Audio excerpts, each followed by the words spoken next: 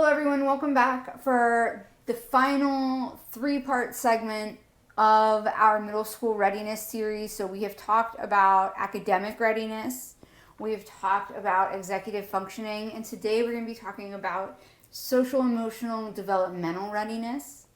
And as somebody who taught fifth grade, so the very earliest bit of middle school, I can tell you that when it comes to their emotions, you see the full spectrum of emotions that a child can have in a fifth grade classroom on any given day. And I'd like to share, this is probably my favorite story of teaching middle school, was I had two boys who just would not stop looking at each other one day. They would, they would come up, they didn't sit anywhere near each other for this reason. And they would come up with reasons to walk near the other one's desk. And then they would just look at each other. As a teacher, I'd be like, what is happening? And kids are very sensitive to being looked at in middle school. So they'd walk by, they're sharpening the pencil. They're getting a book, looking, right? And then this one boy gets up and walks past this other kid's desk and knocks everything off of it. And that kid stands up and immediately punches him in the face. So now I'm dealing with that. But I think, and what really speaks to the development of middle schoolers, right? And this whirlwind of emotions that they're on is by the end of the day, those two boys were friends. Did one punch the other one in the face? Sure, but that happened hours ago. Who are we to hold on to these things? And I think that really gets to the heart of what we're going to talk about today. So Amanda, I've observed the middle school is clearly an emotionally intense time. How do you think this impacts academics for our middle school students? All right. So something that teachers are taught a lot in teacher preparation is what needs to be happening in the brain for your brain to be ready to learn. And it's really a lot. And I'm sure adults can empathize with this a lot. You just feel like I have too much going on. I had a terrible day. There's stuff going on at home. I'm not ready to do this. And you have got something important going on for work and you're like, I am not ready to do this big thing I have to do for work. I have to calm down. I just had an argument. My kids are angry. There's your brain has to be ready to learn, and that is real. And when your brain is not ready to learn, you are not going to learn.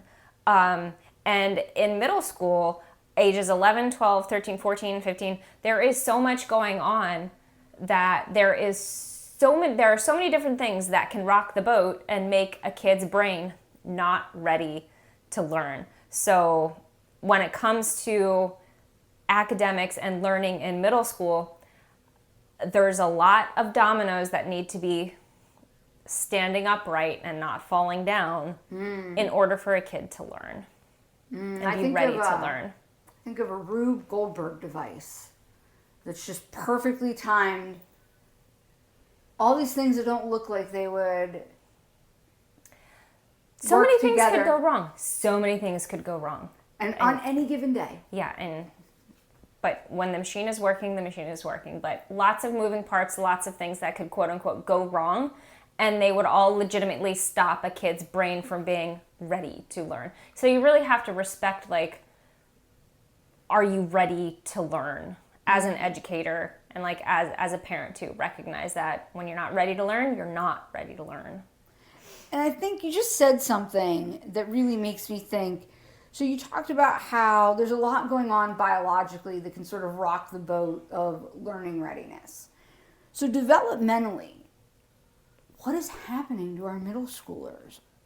And specifically, I know developmentally there's a lot of things happening, but those things seem to make it so important for them to belong. Mm-hmm. Why does that become so important? Yeah, the importance of belonging is a really visible part of adolescence. It's something that we observe, it's very visible because in your entire lifespan, adolescence there will never be another part of your life where belonging is so important as it is in adolescence. So like, you know, in your lifetime, you have values, you know, like I want to be a hard worker. I want to be a good parent. I want to do this. I want to eat healthy. I want to have good relationships. Like all the different things that you value in your life that you work hard for. Belonging to a peer group is number one in adolescence. And everything else is number two. And this is not a character flaw. This is not a personality flaw. This is not a personality trait. It is simply how a kid is wired. But yeah, like the drive for belonging is really visible in kids, but there's a lot other things happening. So bucket number one, the one that like really gets all the credit for everything is hormones. Girls are getting fat in places that they didn't have fat before. We're getting curves.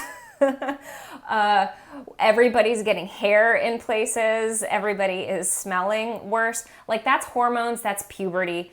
And of course that affects mood, that affects your irritability, that affects everything. But that's one. That's just one. It's a big one. But like it's like I said, it's the one that gets all the credit and all the attention. So beyond hormones, you also have like your brain developing in a very inconvenient way. Right. So ages 11, 12, 13, 14, the system that is becoming fully developed is your limbic system. And that is the part of your brain that's in charge of emotions, drives, needs, wants, desires. I guess like very id. If you like read like Lord of the Flies and like all that Freud stuff. So imagine like your limbic system is fully developed. Your emotions, you're feeling them. Your needs, wants, desires, you're feeling them. Fully developed and going full speed. However, your prefrontal cortex, where your reasoning, your logic, your ability to rationalize, not fully developed. So I'm sure every adult realizes that we have emotions, we have feelings, and then the front of our brain kicks in and is like, oh, but I don't need to be feeling this way because XYZ. Like my feelings are accurate, but I can rationalize my way around them and I can understand them, I can comprehend them. Teenagers literally don't have that. So like we have a governor on our emotions that we try to use. Some of us better than others. We try to use it. Kids literally don't have that. So imagine like having all of these emotions, needs, wants, desires, your desire to fit in is just exploding. And the part of your brain that can rationalize and reason and like do logic is just not there. So yeah, it's like you got the gas pedal, but you don't have a brake pedal. Okay, so that's hormones. Your brain is developing in a very uneven, inconvenient way. Your social world is being reorganized because like the sense of belonging is like super important. And the fourth thing, hooray, there's four, is a kid's ability to think abstractly about things. And like academically, this is great, but like socially, this is terrible. Because when we think abstractly about things, we can think about scenarios that don't happen. And most adults can probably also empathize with this. When we think about scenarios that can happen, we usually think of the worst possible scenario. So now you have your 11, 12, 13-year-old thinking of the worst possible scenario, and they don't have the front of their brain to rationalize, logic, and reason their way out of it. So kids can hypothesize about things that aren't even happening. And this also ties into like their heightened sense of egocentrism and like feeling that they're on a stage, everybody's looking at me and judging me negatively. So like Developmentally, for humongous things happening ages 12, 13, 14. And again, these are not character flaws. These are not personality traits. It is literally just biology. The hormones, their mind is developing unevenly. Their ability for abstract thought has developed and is working against them. And their social world is just being reorganized. So all four of those things on top of middle school is real tough. So I know you mentioned their social world being reorganized, and that makes me think, we're talking about their friends, right? Why is it, and this is an area like of social dynamics for middle schoolers that I think parents, families, people who love middle schoolers underestimate. Why do those friendships and the approval of their peers suddenly become so important? So I think it's really important for adults to understand that for an 11, 12, 13-year-old, it is the peak of the human need for peer acceptance. And you got to wrap your head around that so that you can empathize with it and understand where your kid is coming from. Because, your kid is going to do things to be accepted by their peers that you will not understand. You and your adult brain will not understand. So you have to use all your empathy and understand that, like, the number one thing driving my kid is peer acceptance. And it is like the peak in in your entire lifespan. You will peak, your need for peer acceptance will peak 11, 12, 13, 14 years old. And also, like, their social dynamic is changing. So before 11, 12, 13, you're tied to your mom and dad. You're tied to your brothers and sisters. Your friends are just your companions who you have fun with. In adolescence, this shifts into, now my peer relationships are bleeding into my identity.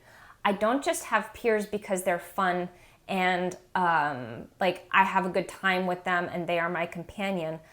I'm with them because they are feeding into my sense of identity. Me personally, when I was in middle school, I actually thought about this because, like, the friends that I had in middle school, even in my middle school mind, I was like, I don't really identify with these kids. Like, I was friends with them, I hung out with them, I went over to their houses, and we hung out like friends, but I never felt like I identified with them.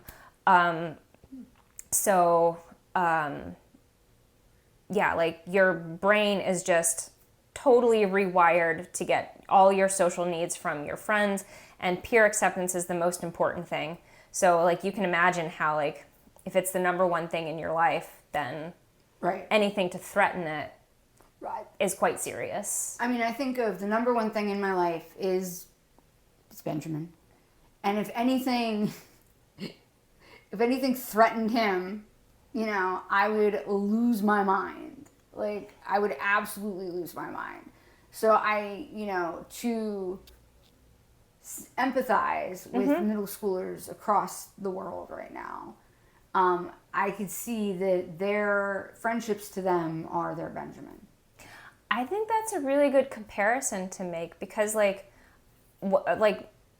moms after giving birth, like, your brains are literally rewired. Like, that whole mama bear brain, like, that's not just like a feeling and like, oh, I would do anything. Like, no, your brain was rewired to do that. Yes. So, like, when a mother is like, I will murder for my child, like, they're not just being dramatic. Like, they were literally rewired. That is the number one drive in my brain.